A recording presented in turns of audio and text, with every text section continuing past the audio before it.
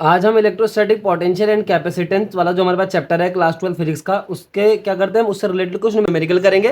तो numerical number first पढ़ते हैं, क्या है।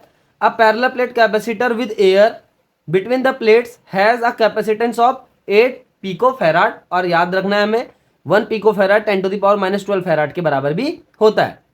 तो हमारे पास जो गिवन है हम उसको पहले सबसे पहले लिख देंगे। हमारे पास जो कैपेसिटेंस दे रखी है कितनी दे रखी है, 8 पिको फैराड दे रखी है पैरेलल प्लेट कैपेसिटर की। ये कब है भाई, ये तब है जब क्या कहते हैं उसकी दोनों प्लेट के बीच एयर प्रेजेंट है। What will be the capacitance if the distance between the plates is reduce by half. क्या बोल रहा है कि जब हम उन दोनों कैपेसिटर की दोनों प्लेटों के बीच की डिस्टेंस को हाफ कर दे, उस केस में कैपेसिटेंस क्या हो जाएगी। And the space between them is filled with the substance of dielectric constant 6। और एक चीज और बोल रहा है, देखो उसने क्या बोला, देखो सीधी सी बात है, उसने बोला अगर हम जो हमारा पहला प्लेट कैपेसिटर है उसकी इनिशियली जो हमारे पास कैपेसिटेंस है वो इतनी की बने। वो बोल रहा है अगर हम कैपेसिटर की दोनों प्लेटों के बीच की जो डिस्टेंस है उसको हाफ कर दें और उन दोनों प्लेटों के बीच में डाइलेक्ट्रिक मीडियम भर दें जिसका कांस्टेंट कितना दे रखा है हमारे पास 6 दे रखा है। तो हम किस किस तरीके से इसका सॉल्यूशन करेंगे, तो देखो सबसे पहले हम पहला प्लेट कैपेसिटर की कैपेसिटेंस का फॉर्मूला लिखते हैं, when air is present between the plates of the capacitor. ये जनरल सा फॉर्मूला है, when air is present between the plates of capacitor. Air बोल दो या फिर क्या बोल दो, वैक्यूम बोल दो। व्हेन एयर और vacuum is present between the plates of capacitor, in this case the formula for the capacitance for the parallel plate capacitor is given by this formula. ठीक हो गई बात। अब हम बात करें इफ डिस्टेंस इज हाफ्ड, नई डिस्टेंस ले लो डी डैश और डिस्टेंस को हाफ कर दो पैरेलल प्लेट कैपेसिटर की। और एक नई चीज आ गई है एप्सिलॉन आर, या फिर इसको डाइलेक्ट्रिक कांस्टेंट के भी बोल सकते हैं, 6 दे रखा है। बोला अगर हम पैरेलल प्लेट कैपेसिटर के दोनों प्लेटों के बीच की डिस्टेंस को हाफ कर दें और एक डाइलेक्ट्रिक मीडियम जिसका कांस्टेंट 6 दे रखा है उसको भी उन दोनों प्लेटों के बीच में रख दें, उस केस में कैपेसिटेंस क्या हो जाएगी। तो सपोज कर लो लेट इन दिस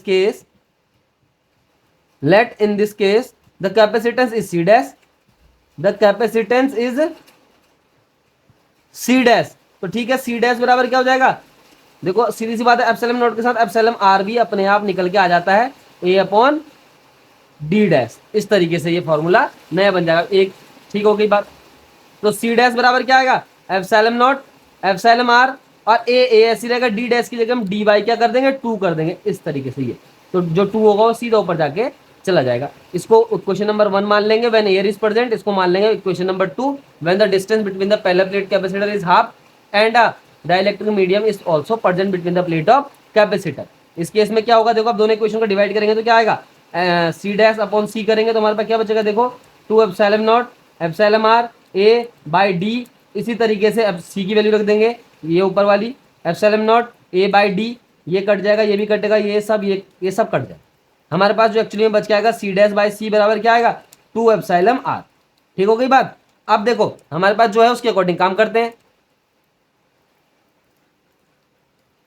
तो देखो सी डैश बराबर सी की वैल्यू हमारे पास ऑलरेडी गिवन दे रखी है 8 पिको फैराड, तो 8 उधर चल जाएगा, पिको फैराड मतलब 10⁻⁻12 इंटू ये 2 ऐसे ही रहेगा, इंटू एप्सिलॉन आर 6 दे रखा है, तो इस सबको मल्टीप्लाई कर देंगे, हमारा टोटल आंसर अपने आप निकल के आ जाएगा। ये 10⁻- क्या है 12 है, इस तरीके से। ठीक है, तो ये सबको मल्टीप्लाई करेंगे इतना आ जाएगा इंटू 10⁻12, या फिर हम इसको इस तरीके से लिख सकते हैं सी डैश बराबर 96 पिको फैराड, यानी कि the capacitance of the parallel plate capacitor when the distance between the plates is half and dielectric medium of constant 6 is inserted between the plates of capacitor. अब हम question number 2 कर लेते हैं। Question number 2 के इसको ध्यान से पढ़ते हैं। 3 capacitor each of capacitance 9 picofarad are connected in series. 3 capacitor है जिनकी जो कैपेसिटेंस है 9 पिको फैराड देखिए ईच की, मतलब एक की जो कैपेसिटेंस है 9 पिको फैराड है, सेकंड वाला जो कैपेसिटर है उसकी भी इतनी है, थर्ड वाला जो कैपेसिटर है उसकी कैपेसिटेंस भी ठीक इतनी है। सबसे पहले क्या बोला है, what is the total capacitance of the combination.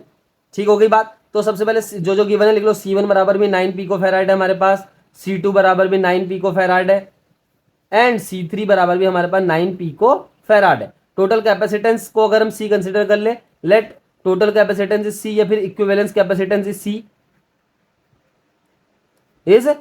तो इस केस में क्या होगा, देखो हम लगाएंगे सीरीज कॉम्बिनेशन के लिए जो फॉर्मूला होता है 1/C बराबर 1/C1 plus 1/C2 plus 1/C3। 1/C इसी तरीके से रहेगा, 1/C1 क्या होगा, देखो इसकी जगह 9 रख दिया, इस C2 की जगह भी 9 रख दिया, इसकी जगह भी हमने 9 रख दिया। अभी हम पिको फैराड को यहाँ पे चेंज नहीं कर रहे हैं, तो हमारा आंसर आएगा वो भी पिको फैराड में निकल के आएगा। तो 1/C बराबर 9, देखो एलसीएम आ जाएगा, या फिर ऊपर वाले क्या होंगे, देखो सब जनरल से सिंपल जुड़ जाएंगे, बेस सेम है यानी कि डिनोमिनेटर सेम है तो न्यूमिनेटर आराम से जुड़ जाएंगे। तो 1/c बराबर क्या हो जाएगा 3/9। इसको अपोजिट कर देंगे तो c बराबर हमारे पास 3 पिको फेराड निकल के आ जाएगा, यानी कि total capacitance of this system. ठीक हो गई बात। अब सेकंड वाला टॉपिक पढ़ते हैं, या बी नंबर का क्वेश्चन क्या है, what is the potential difference across each capacitor if the combination is connected to a supply of 120 volt. अब उसने क्या बोला, जो हमारे पास मैंने पहले बताया था, जब भी सीरीज में कैपेसिटर जुड़ते हैं तो सीरीज में इस तरीके से जुड़े होंगे, एक कैपेसिटर, दूसरा कैपेसिटर, तीसरा कैपेसिटर, इस तरीके से सीरीज में जुड़े होंगे। ये भी इसको C1 है, ये C2 है, ये C3 है। अब इसको एक बैटरी से जोड़ दिया इस तरीके से, ये इस तरीके से, तो जो भी ये करंट वरंट जाएगी इसमें, ये प्लस है ये माइनस है, इसकी जो पावर वोल्टेज दे रखी है 120 वोल्ट दे रखी है। अब जो हमारे पास क्या दे रखा, तो ये C1 C2 और C3 जो है तीनों सेम है। तीनों सेम है का क्या मतलब है कि इनके एंड्स के बीच जो पोटेंशियल होगा वो भी सेम निकल के आएगा, यानी कि इसके एंड्स के बीच जो पोटेंशियल होगा C2 के, वही C3 के एंड्स के बीच पोटेंशियल होगा, और वही पोटेंशियल C1 के एंड्स के बीच भी निकल के आ जाएगा। कहने का मतलब क्या है, इसके लिए भी V सेम होगा, इसके लिए भी सेम होगा, इसके लिए भी सेम होगा। ऐसा इसलिए हो रहा है क्योंकि C1 C2 एंड C3 की वैल्यू क्या दे रखी है, सेम दे रखी है। तो ऑप्शन नंबर बी को इस तरीके से सॉल्व किया जाएगा। किस तरीके से, देखो V इक्वल टू क्या होता है हमें अच्छे से पता है, V1 होता है, V2 होता है और V3 होता है, इस तरीके से, यही तो होता है। ये क्या है, सीरीज कॉम्बिनेशन के लिए फॉर्मूला है पोटेंशियल डिफरेंस का, इस तरीके से सम निकलता है। अब मैंने बोला टोटल कैपेसिटेंस, तो यानी कि टोटल वोल्टेज, क्या टोटल वोल्टेज है, कैपेसिटेंस नहीं, total voltage V equal to V1 की जगह भी क्या मान लेंगे हम, देखो कुछ भी मान लो, V डैश मान लो, तो V2 की जगह भी V डैश मान लो, और V3 की जगह भी क्या मान लो, V डैश मान लो। और टोटल V हमारे पास देखो गिवन भी दे रखा है, V equal to 120 volt power supply है, total power supply.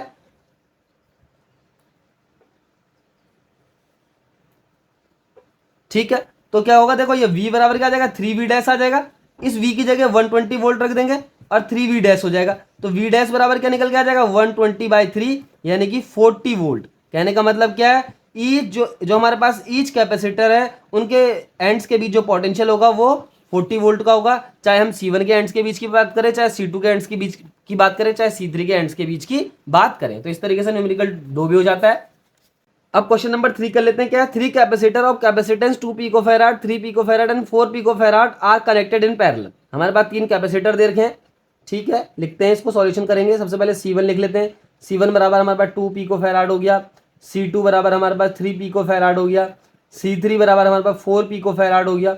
What is the total capacitance of the combination, तो सिंपल सी बात है, पैरेलल कॉम्बिनेशन की बात कर रहे हैं। सपोज कंसिडर कर लो टोटल कैपेसिटेंस C है और पैरेलल कॉम्बिनेशन के जो फॉर्मूला होता है उसको अप्लाई कर दो, तो total capacitance in the parallel क्या है, parallel arrangement will be given by 2 + 3 + 4, इस तरीके से हो जाएगा। तो 4 3 7 और 2 क्या हो गया 9 पिकोफैराड, टोटल कैपेसिटेंस निकल के आ गई भाई।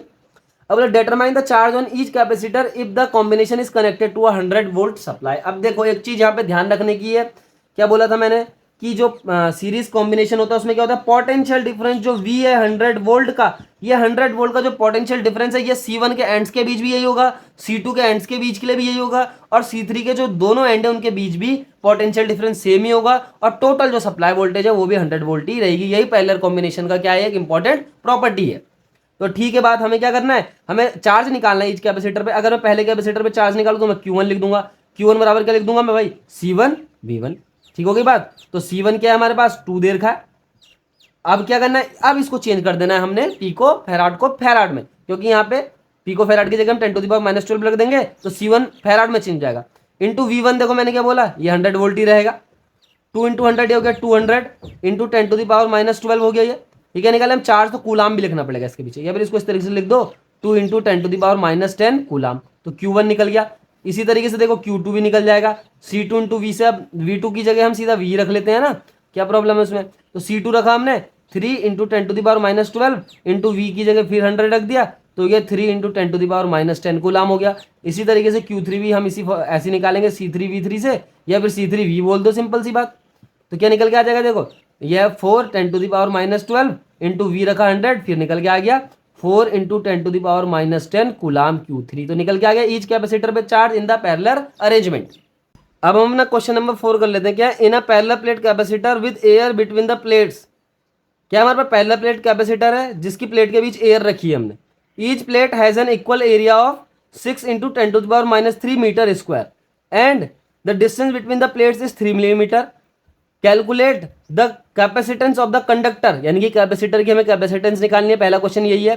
दूसरा क्या है, if the capacitor is connected to a 100 volt supply, अगर कैपेसिटर को 100 वोल्ट की सप्लाई से जोड़ देंगे, what is the charge on the each plate of capacitor.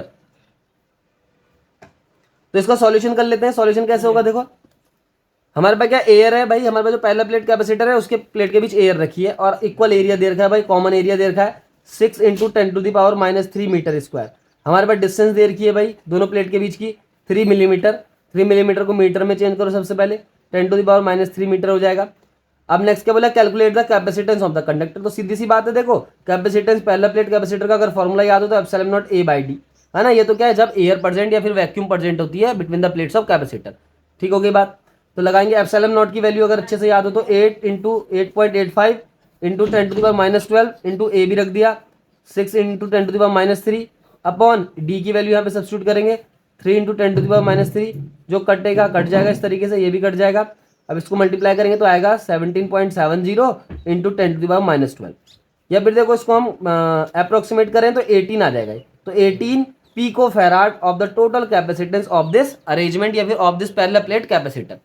अब क्या बोला था next, if the capacitor is connected to 100 volt supply, अगर इस कैपेसिटर को 100 वोल्ट के सप्लाई से जोड़ देंगे, what is the charge on each plate of capacitor. तो ईच प्लेट ऑफ कैपेसिटर यानी कि जो प्लेट है कैपेसिटर की, दो प्लेट होती है कैपेसिटर पे, किस तरीके से होती है, देखो एक प्लेट इसको ले लो, एक प्लेट ये ले लो, इस पे प्लस चार्ज है और दूसरे वाले पे क्या होता है, नेगेटिव चार्ज होता है। जितना चार्ज इस प्लेट पे होता है ठीक उतना ही चार्ज उस प्लेट पे भी होता है, लेकिन क्या होता है बस अपोजिट नेचर के होते हैं, तो जो चार्ज होगा दोनों प्लेट पे सेम क्वांटिटी में होगा। तो if the capacitor is connected to 100 volt supply, तो करते हैं इसको 100 वोल्ट सप्लाई से जोड़ते हैं।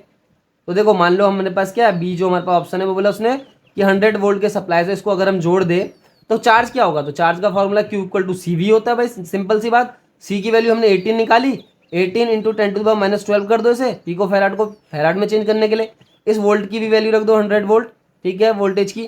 तो इस मल्टीप्लाई होकर ऐसा आ जाएगा 1800 इंटू 10⁻12, या फिर इसको इस तरीके से कर दो, देखो 1.8 इंटू 10⁻9। हमें एक चीज़ का ध्यान रखना है, जब भी पॉइंट को हम राइट डायरेक्शन में यानी लेफ्ट डायरेक्शन में, हम लेफ्ट डायरेक्शन में ला रहे हैं, देखो पॉइंट यहाँ पे था ना, इस तरीके से यहाँ पे था पॉइंट, हमें यहाँ पे पॉइंट लगा सकते हैं। अब हम क्या कर रहे हैं, पॉइंट को लेफ्ट लेके जा रहे हैं, 1 2 3 3 डिजिट पहले लिए आए हम पॉइंट को यहाँ पे लाए, तो 3 डिजिट पहले पॉइंट हम लेफ्ट में, जैसे हम लेफ्ट में जाते हैं तो जो पावर होती है वो बढ़ जाती है, तो पावर यहाँ पे बढ़ गई है, थोड़ा इंक्रीज हो गई पावर है ना। तो इस तरीके से हमारे पास चार्ज निकल के आ गया कैपेसिटर पे, इसको हम कूलाम करके लिख देंगे इस तरीके से। तो चार्ज ऑन द कैपेसिटर इस केस से आ गया। अब क्वेश्चन नंबर 5 देखते हैं। क्वेश्चन नंबर 5 क्या है, a 12 picofarad capacitor is connected to a 50 volt battery. हमारे पास एक कैपेसिटर दे रखा है भाई जिसका जो कैपेसिटेंस है 12 पिकोफैराड है, तो उसको कुछ इस तरीके से चेंज कर लो, पहले सबसे पहले फैराड में चेंज कर लो, SI सिस्टम में चेंज कर लो। फिर उसने क्या बोला, 50 वोल्ट की बैटरी से उसको जोड़ दिया भाई, जोड़ दो, चलो जोड़ दिया हमने। बोला how much electrostatic energy is stored in the capacitor. तो इलेक्ट्रोस्टैटिक एनर्जी का फॉर्मूला सिंपल सा है, हाफ CV²। तो हाफ CV² जनरल सा फॉर्मूला लगाएंगे, आंसर आ जाएगा 12 इंटू 10⁻12 इंटू वोल्टेज रख दिया हमने 50। तो जो कटेगा वो इस तरीके से कट जाएगा, तो हमारे पास क्या आएगा, इस तरीके से निकल के आ जाएगा ना, ऐसे 300 इंटू 10⁻12। या फिर इसको ऐसे भी लिख सकते हैं हम, मैंने क्या बोला पॉइंट को हम लेफ्ट ले जा रहे हैं तो पावर उसकी बढ़ जाएंगी 2, इस तरीके से। ये हम क्या निकाले, पोटेंशियल एनर्जी, तो जूल लिख देंगे। तो क्वेश्चन नंबर 5 इजी था, सिंपल सा फॉर्मूला लगाया हमने। अब हमारे पास लास्ट क्वेश्चन है, उसको भी देख लेते हैं। A 600 picofarad capacitor is charge by 200 volt supply, it is then disconnected. बोला सबसे पहले 600 पिकोफैराड के कैपेसिटर को 200 वोल्ट के बैटरी से हमने जोड़ दिया, सप्लाई से जोड़ दिया। उसके बाद इट इज देन डिस्कनेक्टेड, फिर उसको हटा भी दिया from the supply and is connected to another uncharge 600 picofarad capacitor, और इसको एक दूसरे कैपेसिटर से जोड़ दिया जिसका जो कैपेसिटेंस है वो भी 600 पिकोफैराड है। How much electrostatic energy is lost in this process. बताना है इस प्रोसेस में कितनी इलेक्ट्रोस्टैटिक एनर्जी लॉस्ट हो चुकी है। तो सॉल्यूशन करना बहुत आसान है। देखो सबसे पहले हम क्या करेंगे, इनिशियल पोटेंशियल एनर्जी निकालते हैं जरा, है ना। Initial potential energy of the system when capacitor is connected to 200 volt battery, तो कैसा आएगा, हाफ CV²। तो देखो हाफ हो गया, C की जगह हम रख देंगे 600, ये हमारे पास 600 है, इसको हमने फैराड में भी चेंज करना है तो कर दिया 10⁻12 से मल्टीप्लाई करके, ये C की वैल्यू हो गई। मल्टीप्लाई V² करेंगे तो 200 इंटू 200 हो जाएगा। अब इसको काटेंगे, 2 से 2 कटेगा तो ये आएगा हमारे पास 6 2 12 हो गया ये, और A 1 2 3 4 5 6 इंटू 10⁻12 इस तरीके से। फिर इसको इस तरीके से लिख देंगे 12 इंटू 10⁻6 जूल निकल गया। ये तो इनिशियल पोटेंशियल एनर्जी होगी सिस्टम की। अब उसने बोला जब हम इसको एक दूसरे कैपेसिटर से जोड़ दें, मतलब हमने इस बैटरी से डिस्कनेक्ट करना है पहले, फिर दूसरे कैपेसिटर से जोड़ना है, और दूसरे कैपेसिटर से जोड़ेंगे तो देखो हम क्या करेंगे, सीरीज में इस तरीके से जोड़ेगा वो ऐसे। ये भी 600 पिको फैराड का कैपेसिटर है, दूसरा जो कैपेसिटर है वो भी 600 पिको फैराड का कैपेसिटर है।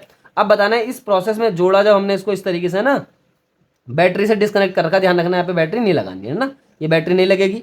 तो हमें क्या करना है, सिंपली इसको सीरीज कॉम्बिनेशन में एक और कैपेसिटर के साथ जोड़ देना है। तो सबसे पहले हम निकालेंगे उसका क्या कहते हैं, टोटल कैपेसिटेंस, जब हमने जोड़ा उसे। तो टोटल कैपेसिटेंस सी ले लो, और कौन सा फॉर्मूला लगा दो इस तरीके से, 1/600 लिख दो, हमें पता है कौन सा फॉर्मूला लगाना है, फिर 1/600 लिख दो। देखो कौन सा फॉर्मूला लगाया हमने सीरीज कॉम्बिनेशन के लिए, 1/c बराबर 1/c1 प्लस 1/c2, इस तरीके से। तो सिंपल सी बात है, तो 1/600 1/600, तो 1/c बराबर क्या हो गया, 1/600 ले लो इसको एलसीएम, प्लस 1 हो गया ऊपर की तरफ, तो आ गया 1/c बराबर क्या आ गया, 2/600, या फिर c बराबर यहाँ पे निकल के आ जाएगा हमारे पास 300 पिको फैराड। यानी कि जब हमने उसको एक और अनचार्ज 600 पिको फैराड के कैपेसिटर से जोड़ा तो टोटल कैपेसिटेंस उसकी 300 पिको फैराड निकल के आ गई। तो हम इसकी फाइनल पोटेंशियल एनर्जी कैसे निकाल देंगे, अब फिर से लगा देंगे हाफ सी वी स्क्वायर। अब देखो हाफ इंटू सी की जगह 300 आ गया, ये जो नया निकला, इंटू 10⁻⁻12 इंटू इस वी स्क्वायर, वी तो वही रहेगा जो हमारे पास इनिशियली है 200। पहले डिस्कनेक्ट किया, देखो सबसे पहले डिस्कनेक्ट किया होगा उसने इससे, है ना इनिशियली, फिर उसको दूसरे इससे कैपेसिटर से जोड़ा, फिर उसको दोबारा क्या करेगा, बैटरी में कनेक्ट करेगा। कितने की बैटरी में कनेक्ट करेगा, 200 वोल्ट की बैटरी में जो हमारे पास इनिशियली गिवन थी। तो इस तरीके से निकल के आ जाएगा, इसको सॉल्व करेंगे तो निकलेगा हमारा 6 × 10⁻⁻6 जूल। तो ये फाइनल पोटेंशियल एनर्जी होगी। उसने बोला लॉस्ट कितनी हो रही है पोटेंशियल एनर्जी, तो साफ दिख रहा है, इन दोनों को आपस में क्या करना पड़ेगा, हमें माइनस करना पड़ेगा, तो पता लग जाएगा कितनी पोटेंशियल एनर्जी लॉस्ट हुई है इस केस में। तो कितनी पोटेंशियल एनर्जी लॉस्ट हुई, यू बराबर इन दोनों को माइनस करो तो हो जाएगा 12 × 10⁻⁻6 -6 × 10⁻⁻6। तो total potential energy lost in this case is given by 6 × 10⁻⁻6 joule. तो हमारे पास ये लास्ट क्वेश्चन था, ये खत्म हो गया। Thank you.